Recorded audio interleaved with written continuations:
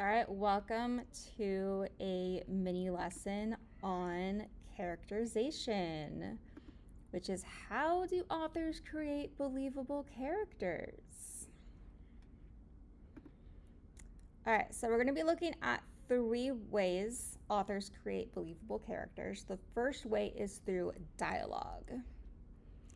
So, dialogue is what does the character say and what does that tell you about that character? What kind of person are they based on what they say? The second thing we're going to look at is actions. What does a character do?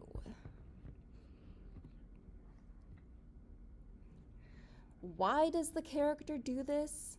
And then what kind of person are they based off of what actions they take and what they do? And then the third way we're going to look at characters is through their thoughts.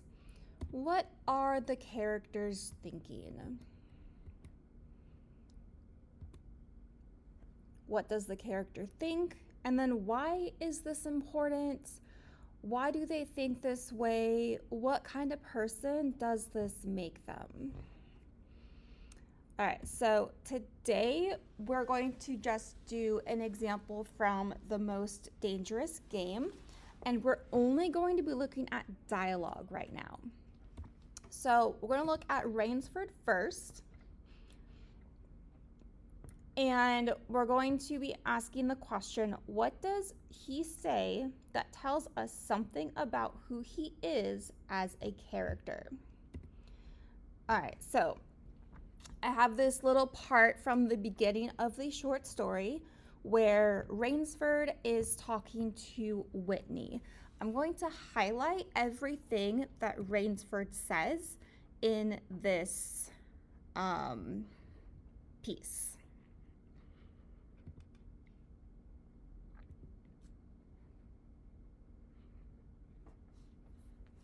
All right, so because part of picking evidence is picking the right evidence. So just for some context into this, we have Whitney saying that hunting is a great sport. Then Rainsford says, the best sport in the world. And then Rainsford is like, you're a big game hunter, not a philosopher. Who cares how a jaguar feels? And Whitney's just like, well, perhaps the jaguar does, dude. And then Rainsford's like, bah, there's no understanding. And then after Whitney kind of explains like his part, Rainsford says, the world is made up of 2 classes, the hunters and the huntees. Luckily, you and I are the hunters. So, if we're going to look at which pieces of dialogue tells us who he is as a person. So the first piece of dialogue that I thought was really interesting, really good, is how he says, you're a big game hunter, not a philosopher. Who cares how a jaguar feels? And so then what does this tell us about Rainsford? Who is he as a person? We know he's a hunter. We know he's a big game hunter. But he's also just not caring. Like, he's just like, who cares how a jaguar feels? So this would tell us Rainsford has no empathy for the animals he hunts or something similar to that, right? He doesn't think that they feel anything, or he doesn't care how they feel because he just loves the sport.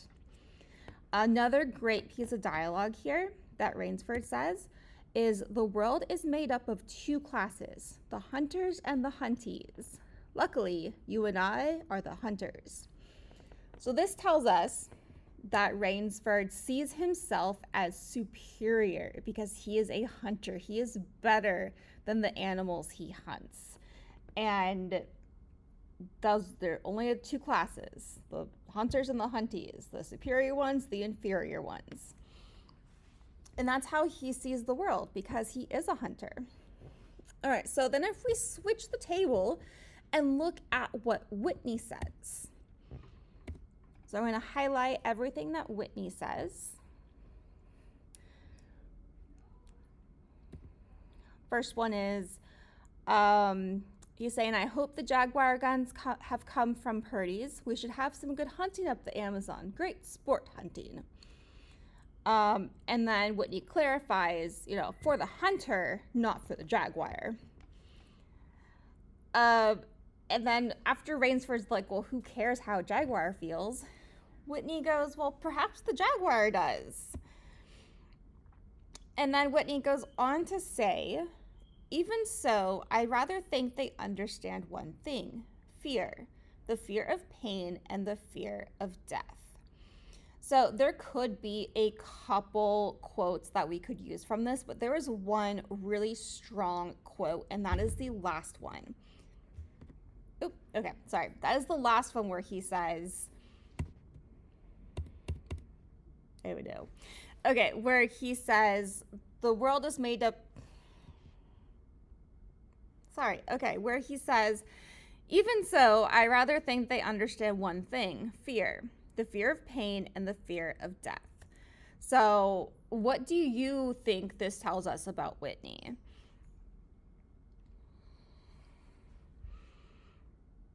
And Whitney's pretty much, she's kind of the opposite of Rainsford. So when Rainsford has no empathy for the jaguars he hunts, how the jaguars feel, how any of the animals he hunts feel, Whitney is like, you know what, but they understand fear. They understand the fear of pain and the fear of death. So he does have a level of empathy or understanding of the animals that he hunts. Then if we look at the great General Zaroff, I think he is my favorite character in this story because this is just so bizarre what he does. So this is from when General Zaroff meets Rainsford and they're at dinner. General Zaroff says that he's imported animals to the island, and he's going on, and in between Rainsford's like, but what animal, what game? So he says he has to stock the island.